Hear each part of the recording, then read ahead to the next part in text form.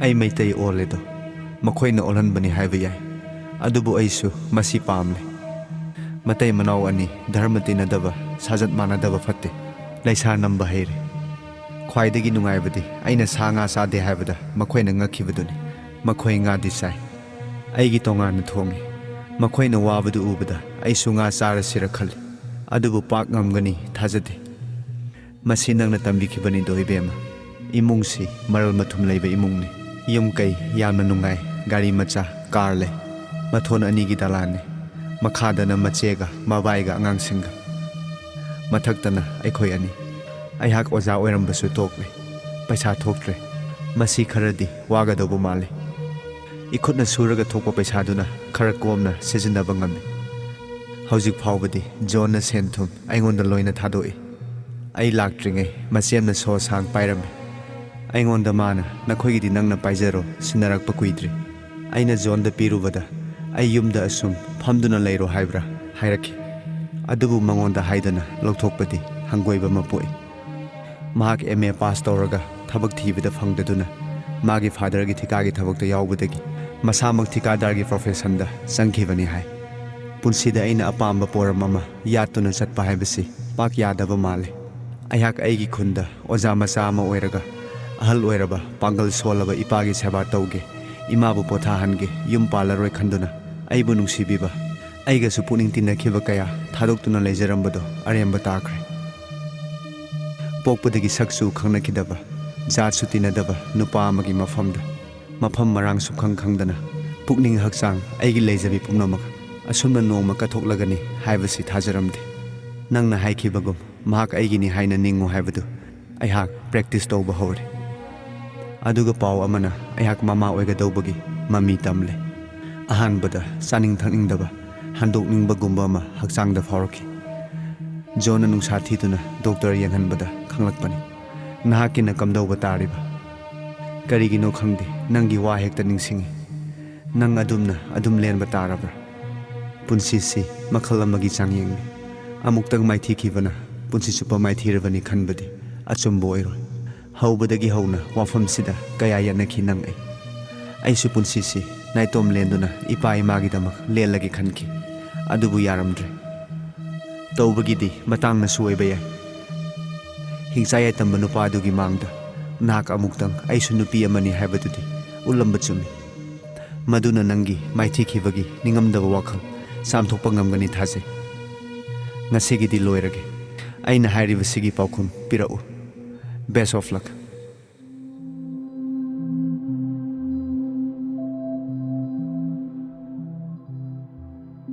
Sithanantha kari yauribagi amukhana paraga aigi ming isali ngasi hayeng sida zonda thada wikhinaba haigi khanduna phamang manakta thariba table machadugi mathakta thamle numituda mahak numit takhraba matung phana thenglaba phaw yumda halakidi inambema ngahak leitana mahak laklabra hanglakpaga thenga thengjilakpaga nungsa thiba mapoklai ngai ngamdaduna mathaki mangolda thoktuna mahak halakpa ngaiki inena aikhogi firol forambadu puduna kakhalakpada aina bembem hoigi baba laklabra hangbada laktri hai pukningsi irang lang laina tambagum itha thajadana pungni pan tarakpa duaida mahak usinna chenna halakle madutada puning haksang wai sangsang aina adup thengna halakliba karigino inambe mana hangbada khumpham khangde hairubada mana noktuna nangna nganna halau hairamlabadi nganna halaklamgadobani haina khumlai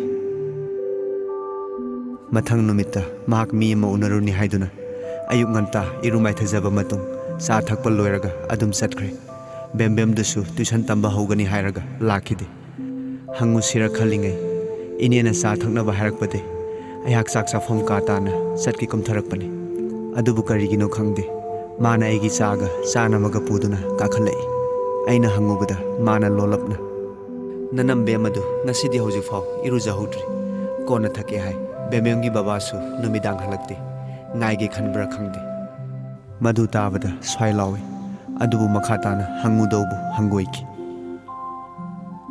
aisu inegi matung induna mathakta amuk kakhale mana thambiramba asa thaksingdu saba loiraga firol amora kai sudok samthok labara thibaga ka manungi mirangna singba kanthanaba honabada Numit phanayamna kakhalamle.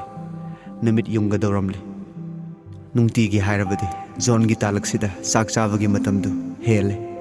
Adubu mahak hojifau halaktri.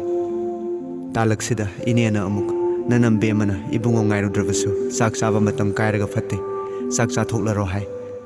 Makhada kumtharakera aibu pura u haibra haina hangbirakle. Inam bemana aigidamak section biba mataududa. Ay amuk adu ada haidre. Ineda ay kumtharake hairaga. Ay khutsa hamdoklaga makhagi sak chafamda sangkhibada. Inena aigi sak ensangna singba pubirakle. Nungtigi di bembem sak chabada aiga chaminanaba mana hanna ngaiduna hek hek lerambani. Adubu numitudadi mahak tholakte. Ningkok nungaitaba mafawi. Ineda hangsira khalubadagi. Mana bembem hoigi baba numidang halakte haibadu khangning ningsinglai. Ay wafamdu hodoludre saktu saba haugatle. Inena awana pahangbire. Adubu ayhak yamna saganba natraga sabada petba minate. Aphangba khara saraga adum hekta mawoi. Inam bemagi natraga bembemgi. Makhol mawa tadabagum tawgaduna. Aingonda ihai hainingdaba ma pokhalli. Sak sabadu loining loimang torokpada. Mathaki kada phone toropagi khinglakpadu tarai. Hainingai kanasu leitabaduda karigumba athubu oirambasu khangde khanduna. Ai khudka hamdana adum senkatuna phone lokhalubada. Zona torokpo oiramle. Mana phingtak tawna hairai. Ise magananga phirol hongdolamlo. Nade sordo yamna sathina soktuna hospital da leire.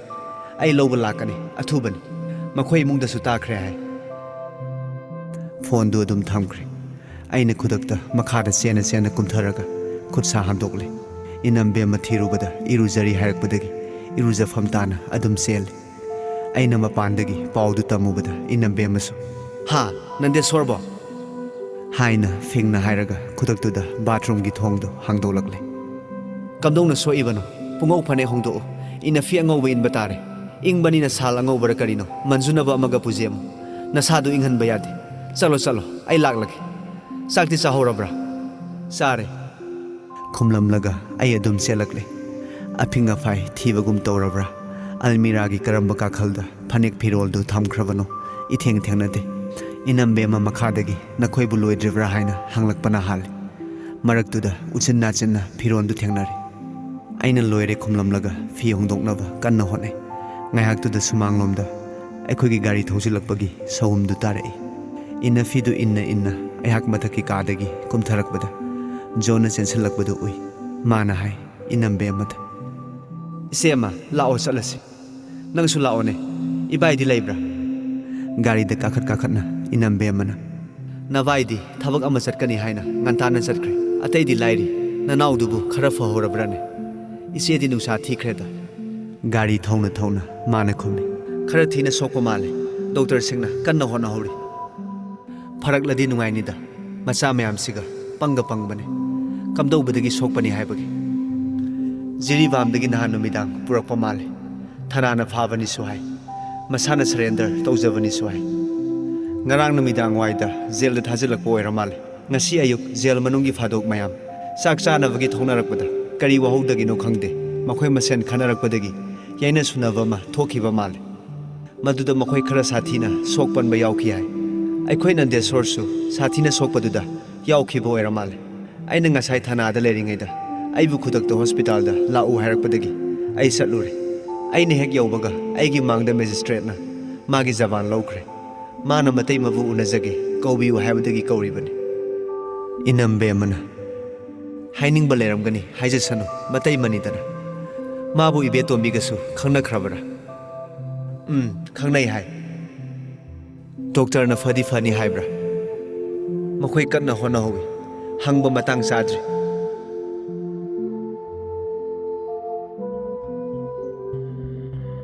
Hospital yorokpa na hale. Gari thafamda gari thamlamlaga zone gi matung induna hospital manung changlaklaga. Intensive care unit haina thaba ka adom da lakpada. Nandeswar gi mung manung gi mayamsu ka adugi mamang aduaida leiramle.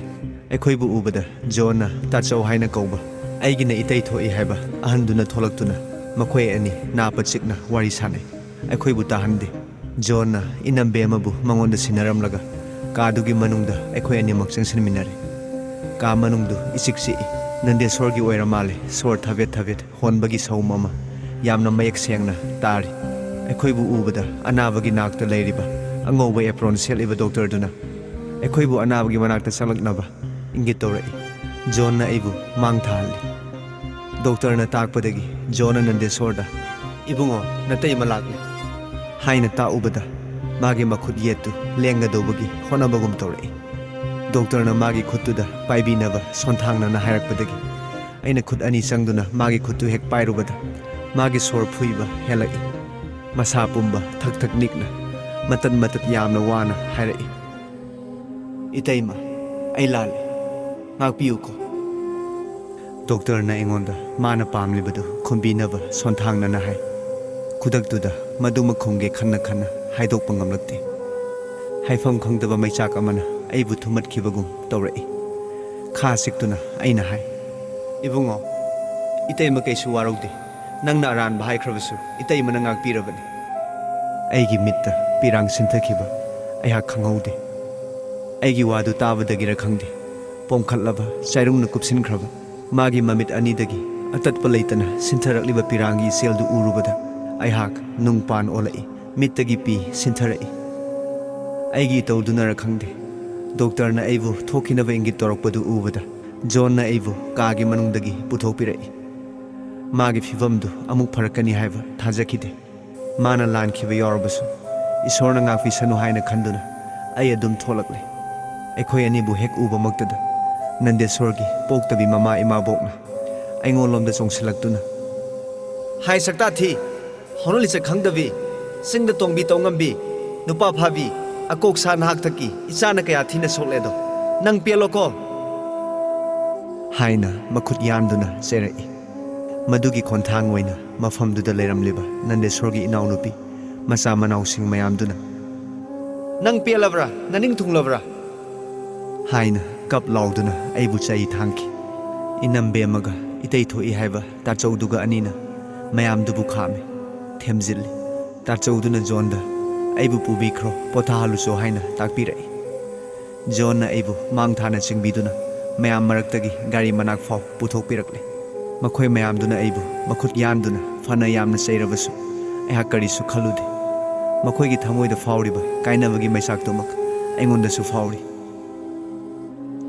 mahak farabasu phatrabasu aigi puroibagi tana thanaba yadraba igi naknaba marini aigisu inaunupani Nandeswarna taibang panasi thadolamdaida masada faukhiba mana lankhiba singdugi ningamlakhidaba chaina singada magi maithongda magi kayat khudingda faukhibada ai keidongaida kaungamloi aigi tawduna rakhangde John na khut paiduna aibu gari da phamal matamduda ta khanglai aigi haksang tanik li haiba gari du liri thodorakne mana hai kappadu toklo haksang yamna sokpani arembada ana loigani onthokpani mana haibadu taruraga thoina dum maichak hapagum tawki adubu kappadu toknaba aina kanna hone yum yorokbada aihak haksang pumba pumsok tharai gari dagi kumthaba fau yamna waki ekhoibu ubada inena sen tholaktuna hangle kamdore phauravra John na farakani haiba thajade iche mohoi mayam lehori aisu chatluba tari madi masa sonbasida aina puraklabani ichena khara yengbiramu hairamlaga mahak adum chatkre mahak chatkhiba ngahak leraga bembem aigi nakta laktuna ekhoina chatlubadugi wa hangle